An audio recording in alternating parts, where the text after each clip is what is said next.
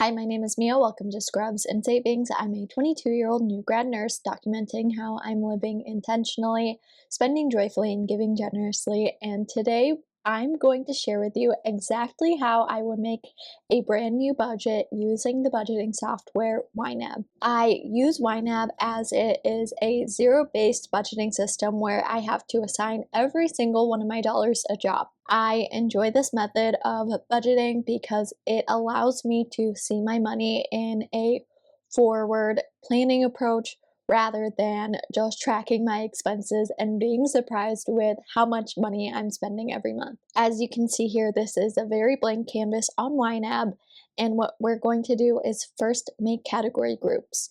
So the first one I would have is my monthly bills. I'm a huge fan of emojis because it just makes budgeting way more fun. Then my non-monthly bills, so that's like annual subscriptions, quarterly subscriptions, etc. And then I would do my needs, my wants, sinking funds, and then my savings and investments. And everything I'm inputting is about how much I expect my expenses and savings to be once I move out of my parents' house. So I would first start off with my fixed expenses because we know exactly how much we spend on them every single month. And now I'm going to add targets to every single one of my monthly bills. So that would be about $9.25 for rent, $1.25 for apartment parking because I cannot stand having to heat up my car and scrape off snow in the winter. Then renter's insurance, which I'm guessing would be about $15. Utilities, car insurance, which is currently $157.83. My normal giving, and then my monthly gym membership. Like most of you, I have a good amount of annual fees and subscriptions, and I know about how much those cost every single year, so I'm just going to add those in my non-monthly bills. I think that's about it for my non-monthly bills, but I'm actually going to skip needs and wants for right now because I want to set aside money for my sinking funds, which are basically funds of money that you set aside a certain amount every single month for more expensive budget categories like car maintenance, gifts, Christmas gifts, home goods, and a lot of big expenses like that, where you're not going to spend money on them every single month, but want to have a good chunk of money set aside just in case you need to spend money out of it. So I want to set aside $100 for car maintenance, about $65 for gifts. Then for Christmas, I want to have about $500 set aside every November. Then I'm going to add stuff like home goods,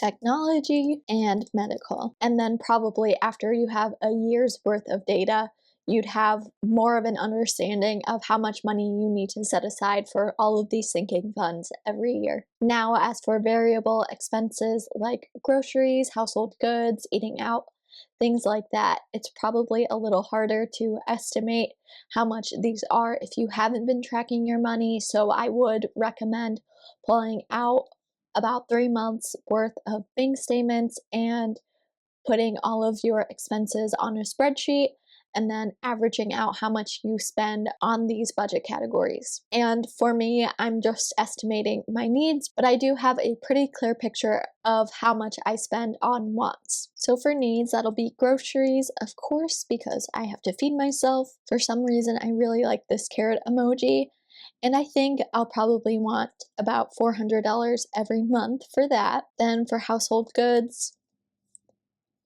I literally didn't write household goods. I like the bubbles. I'm guessing about $50 every month. Then for gas, this is wishful thinking, but I would like to spend less than $100 every month. I also recently decided that I want to set aside money for personal care items that I don't really want to track in my beauty category because it feels unfair to put like basics like lotion, shampoo, conditioner, and body wash in my beauty category, especially if they're not particularly luxurious items. I also have a little bit of difficulty setting aside money for clothing, especially things that I need like undergarments and socks, so I want to set aside a little money for that in my needs category because I need to remind myself that having clothing, especially that aren't like for style, are needs instead of wants, so I don't want to take away my fun money on clothing just to replace my undergarments, for example. I don't really need to spend that much money on clothing replacements, but it'll be nice to have money set aside specifically for that. I think that's about it for monthly needs that aren't bills, but of course, let me know if I'm missing anything, which I probably am, which is fine by me. And now we get to the fun part of setting aside money for wants and savings. I definitely want to spend a little more money than I currently do on eating out, just because I'm going to live in a very food centric place in my area, and I just enjoy the family tradition that I have with my parents of going out to eat after church, even if it's just like going to a diner or something like that. I also want a category for hosting and activities, basically just for when I have friends over and I want to get a little something like a pizza or a bottle of wine, or when I want to go out and do an activity with my friends. I don't really think about this as a non monthly bill, but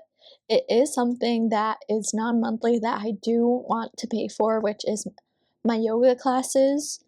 So I'm actually going to add it to that category instead of my fun money. So that's about $240 for a class pack. And I'm probably going to only purchase that every 6 months. And I just purchased one. So September, October, November, December, January, February. So I'll want to set that aside every 6 months. So in February of 2026 is probably when I'm going to want it. Then I want money for beauty. This is just for my haircuts and basic beauty products like makeup and skincare.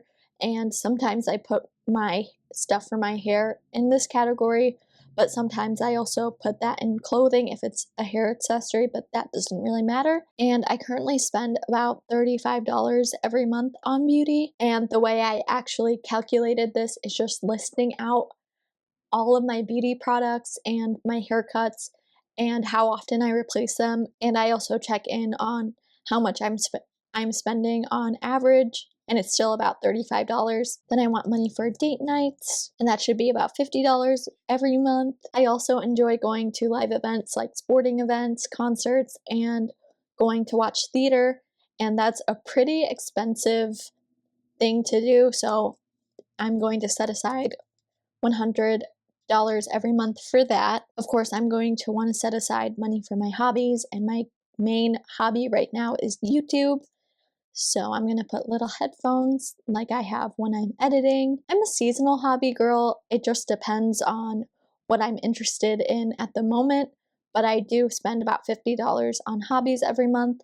And then I think the last one I want money set aside for is just little cute things that I want, and I spend about $20 on that. I think that covers a lot of my wants. Of course, if I have new expenses, I'm probably going to put a new budget category in my budget. And lastly, I of course want to set aside money for savings and investments, but by the time I move out, I'm going to have a fully funded emergency fund and a fully funded moving out fund for whatever I want to spend money on once I move out. So my main savings goals once I move out are probably going to be setting $250 every month for travel, saving up for a wedding, and investing into my brokerage account. I'm going to put a little travel category, which will be $250. Then as for a wedding, I want to keep my expenses under $15,000, and my partner and I are going to split that cost.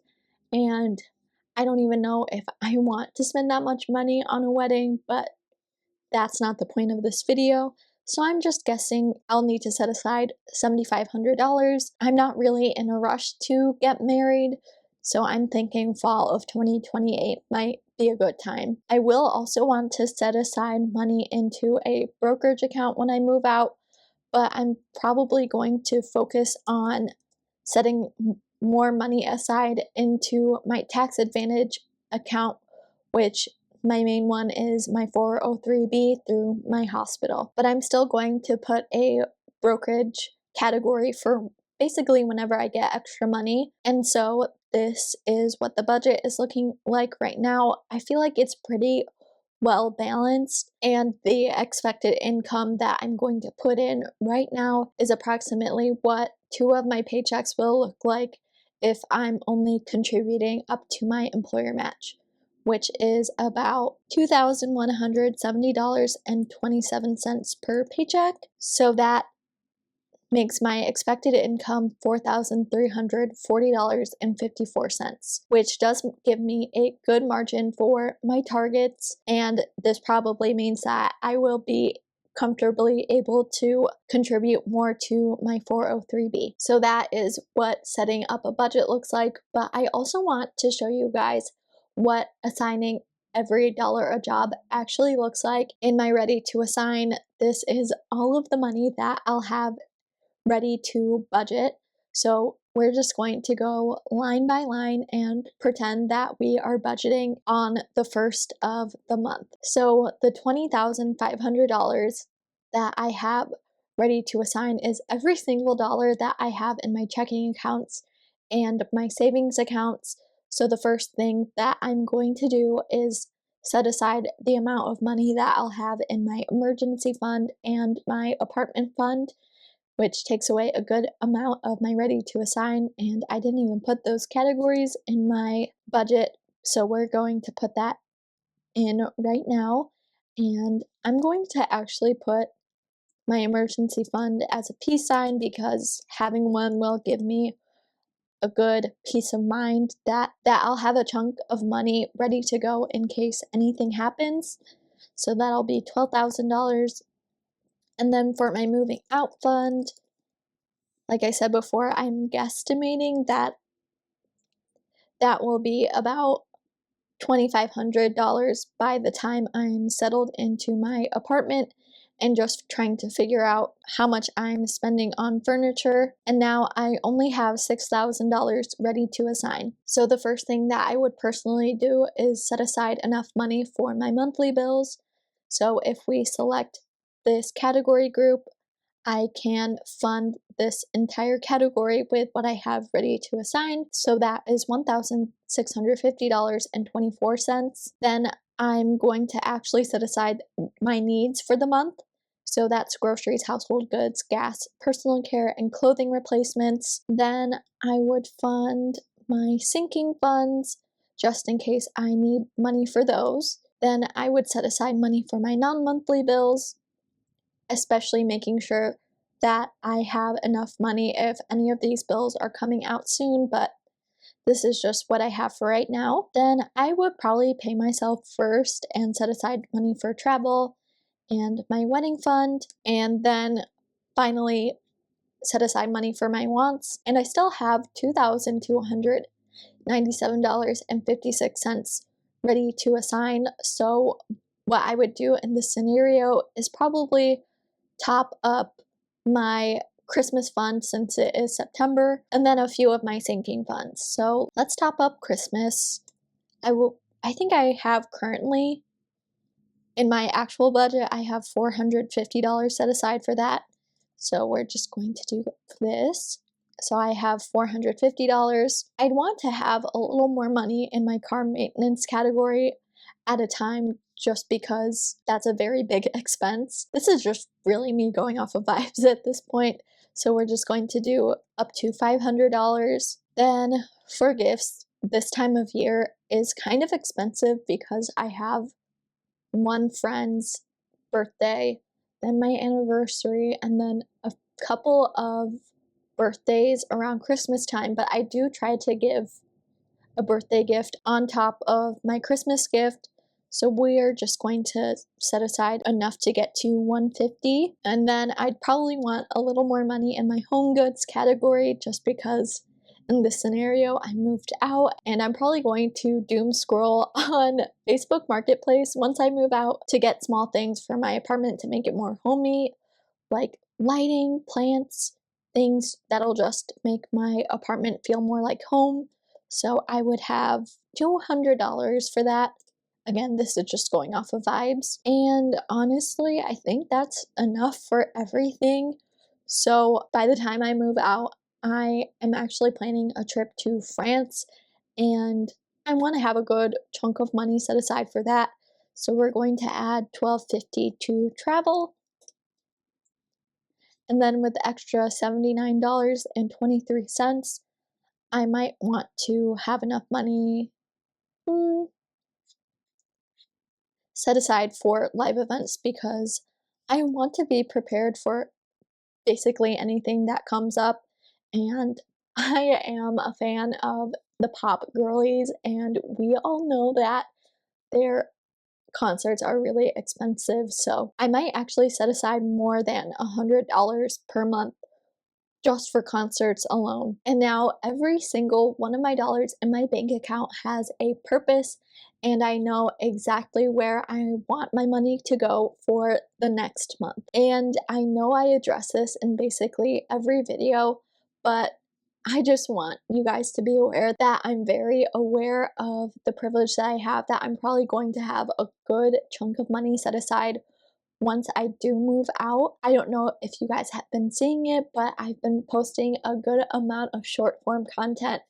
And the thing about short form content is that I can't really address my situation as much as I can in my long form content. Even if you're not in the same situation as me, I do think that this type of budgeting is for everyone because you are really just designing your life with intention. Whether it's just making sure that your bills are paid and that your needs are met, or if you are funding the life of your dreams, every dollar that you assign is a vote for the life that you want to live. For me, that looks like having a fully funded emergency fund for peace of mind, having a huge travel fund, spending a little more money on garage parking, and having a second bedroom for quality of life, and spending much more money on my wants than finance bros would say is responsible to spend. And I think having this type of budget isn't really about restriction, it's just being honest with your situation and being very intentional about every dollar you have. The money you have is a representation of your time and your energy, and I want to make sure that I'm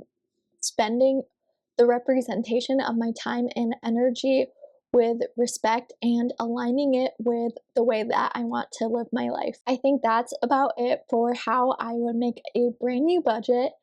As always, thank you for watching this video all the way through. If you did, make sure to like and subscribe, and I truly hope to see you guys in the next one.